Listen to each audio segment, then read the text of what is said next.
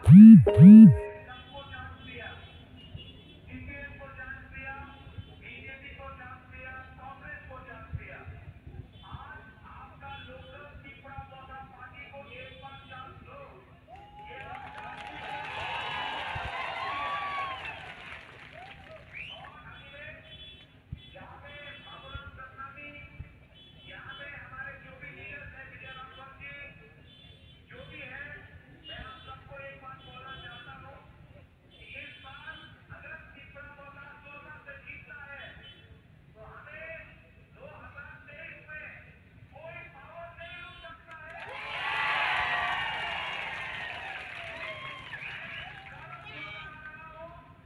आप लोग झांसा